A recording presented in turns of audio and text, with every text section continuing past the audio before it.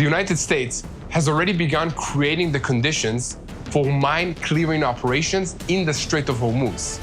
And Iran is responding with a sharp warning.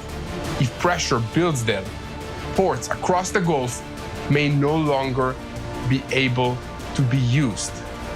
Because if the pressure builds there, ports across the Gulf will not be safe. And at the same time, this wall has not disappeared. It has simply changed its shape. This is no longer just a question of one strait.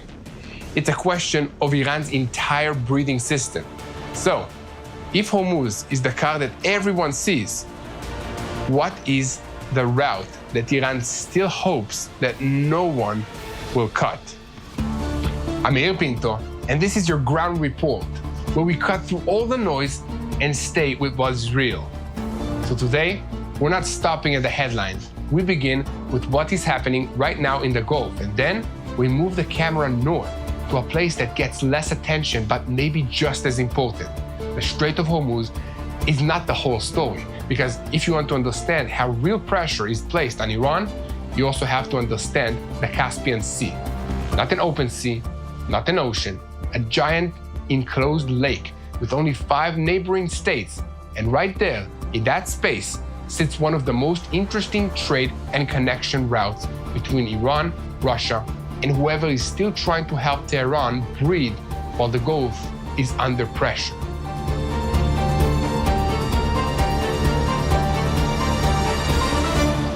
Let's simplify the map without oversimplifying this story. Hormuz is a global choke point. Whoever sits on that strait touches energy, marine insurance, oil prices, and the nerves of the entire world. So when the Americans say that they're preparing mine-clearing operations, setting up a safer shipping route, and moving destroyers into position, this is not just a tactical move. It's a statement. Iran will not keep selling fear at sea and charging the world a price for basic passage. But this is where we need to stop and think, because if all the focus stays on Hormuz, it is easy to miss something bigger. Iran did not build itself around just one exit. Yes, Hormuz is critical for the Iranian oil and the trade through the Gulf. But when the South comes under pressure, the regime looks north for backup. And that is where the Caspian Sea enters the story. Not as a full substitute, not as a magic solution, but as a secondary artery. An artery that connects Iranian ports to Russian ports, to rail lines, to river systems, to cargo routes, and to a logistical corridor that can move goods, grain, and according to various reports, potentially more sensitive equipment as well. And here's the first thing that you need to understand about the Caspian Sea. It is surrounded by only 5 countries: Russia, Iran, Azerbaijan, Kazakhstan, and Turkmenistan. It has no direct access to the ocean. There is no free naval movement there like in normal international sea lanes. It has a unique legal status shaped by arguments, agreements between those 5 states. And that matters because it means that the question, why not just shut down the Caspian too, is not a simple question at all. Hormuz is an international maritime choke point with global significance. The Caspian is a far more enclosed and controlled space with sovereignty, legal arrangements, and a very different level of sensitivity. So, what is actually happening there? According to reports from recent weeks, alongside the growing pressure around Hormuz, Russia had resumed grain exports to Iran through the Caspian Sea. That may sound less dramatic than missiles, but that's exactly the point. Big wars are not sustained only with firepower. They are sustained with wheat, with ports, with insurance, with small cargo vessels, and with the ability of a regime to keep receiving goods when its main front is being squeezed. Reports on this route reduce the ships that are leaving Astrakhan and other Volga-connected corridors, carrying cargo towards Iran, and a growing understanding that the Caspian Sea is becoming a safer trade route for Iran whenever Hormuz becomes unstable. And that brings us back to Russia, because the link between Moscow and Tehran is no longer just a convenient partnership. In recent years, it has become a relationship of mutual need. Iran helped Russia, Russia helped Iran. Earlier reports suggested that ammunition and weapons moved from Iran to Russia through the Caspian Sea, and now newer reports claim that Israel has struck a Russian-Iranian smuggling route inside the Caspian region, including infrastructure linked to Bandar Anazali.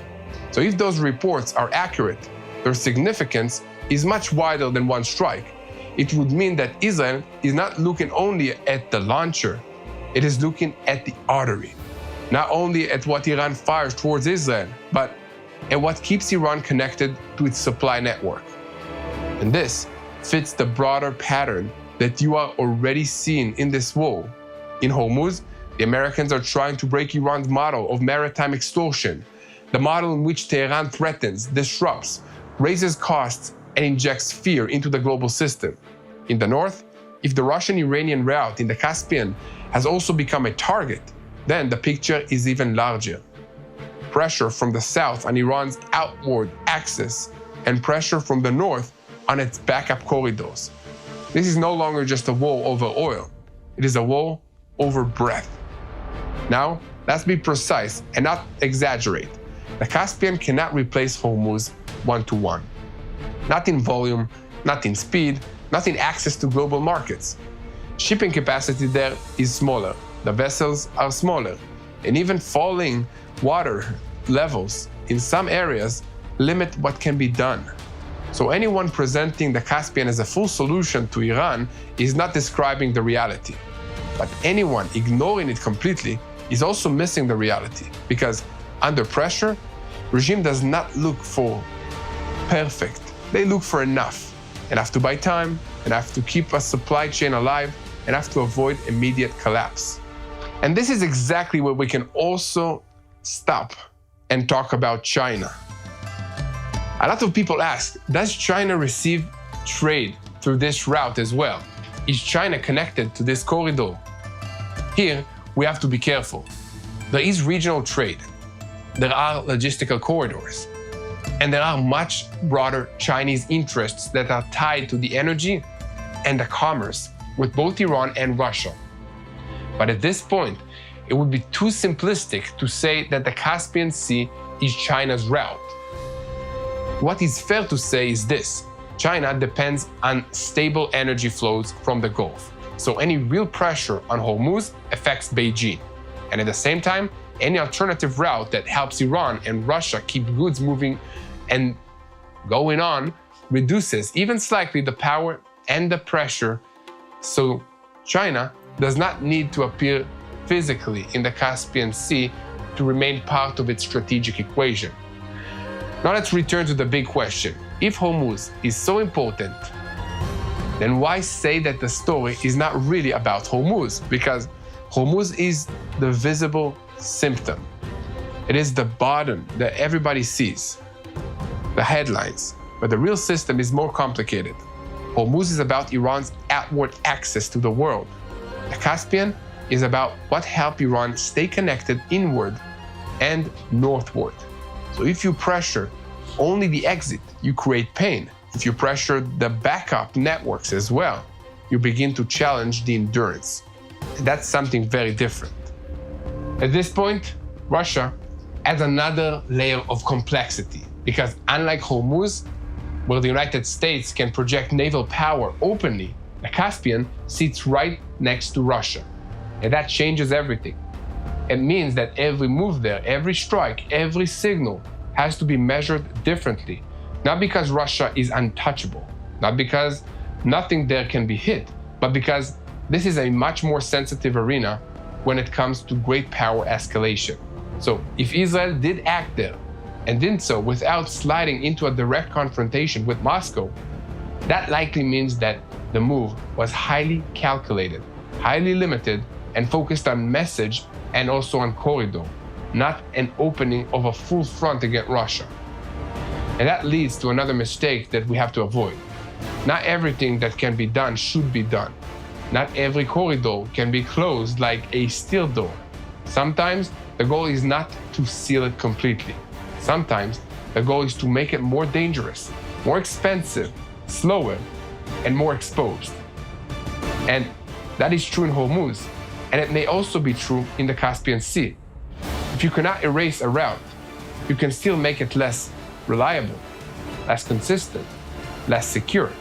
And in an economic strategic war, that alone can be enough to change the calculations of the Islamic Republic of Iran. Did you know that you can invest in one of the world's most innovative economies, the nation of Israel, just as easily as you invest in American markets? That's why today, I'm excited to introduce you to our good friends and sponsors at Wise Money Israel, who we know and trust for years. Their CEO and his family are longtime friends of Mati Shoshani, and I trust them completely. So whether you're looking to elevate your 2026 investment strategy, diversify internationally, or support Israel and its economy, Wise Money Israel offers professional guidance to help you participate in one of the world's most dynamic markets. SEC-registered Wise Money Israel manages Israeli stock and bond accounts for investors from over 30 nations who want to capitalize on Israel's position as a global innovation powerhouse. The Israel-based professionals provide expert access to companies in Israel's traditional and high-growth sectors. As of today, Wise Money Israel manages about $100 million in client assets with integrity and biblical focus. If you are looking to fulfill your biblical mandate by supporting Israel, we highly recommend that you reach out to this team. Click the link below in the description or visit wisemoneyisrael.com/TBN. Again, that's wisemoneyisrael.com/TBN for a free consultation today. And here, we also need to talk about what's happening inside Iran itself. The more pressure builds, the more the regime begins to look like a system managing survival, not confidence. The straight reports about delays in Khamenei's burial, the sense of a battered leadership structure, and the attempt to project strength outward while signs of fear accumulate inside. All of that paints the picture of a regime that is afraid not only of bombs, but of the moment that it begins to look too weak in the eyes of its own public. And when a regime like that understands Hormuz may not be enough, it will search more aggressively for backup routes. In simple words, the Strait of Hormuz is the place where Iran threatens the entire world. The Caspian Sea is the place where Iran tries to make sure that the world cannot fully choke it. Hormuz is the face of the crisis. The Caspian is the back room of the warehouse. Hormuz is leverage. The Caspian is endurance. And once you understand both together, you understand why the real story is larger than one strait. So if you understand this war, beyond just one headline, beyond one image, beyond one more escalation, in a studio, this is exactly where you should stay with us. Give this video a like, subscribe, share, send it to somebody who wants to understand what's happening here in the Middle East, because we're not only telling you what exploded, we're trying to show you what keeps the system alive, who's feeding her oxygen, and where the real pressure point may be. So, what are we seeing tonight? The United States is beginning to establish freedom of action in Hormuz. Iran is threatening to widen the coast, and the focus now has moved north to the Caspian Sea, to the Russian-Iranian connection, and to the question of whether that route remains Tehran's fallback artery or whether it too is beginning to come under pressure. Because in the end, wars like this are not decided only where the cameras are. They're also decided in the places that get less attention, fewer headlines, but carry enormous weight. And the question from this point forward is not only whether Hormuz stays open, but how much oxygen Iran still has left from the north.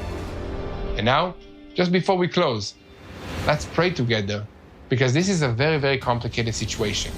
And what I learned in this war is that the best way to tackle all the challenges is to unite in prayer and ask God to give us the wisdom that is needed. First of all, this is a war over the truth, over what's happening in this region.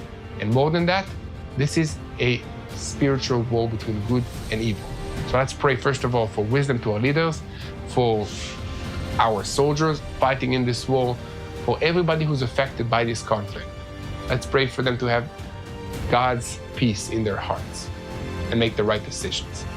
And above all, let's unite in prayer for the peace of Jerusalem and for the Iranian people. Hello, this is Mati here in Jerusalem with TBN Israel. This is Yair Pinto from TBN Israel here in Jerusalem. TBN Israel is keeping viewers informed with Israel-focused news, culture, and what God is doing in this land. Support TBN Israel today online at tbn.org/Israel. Thank you.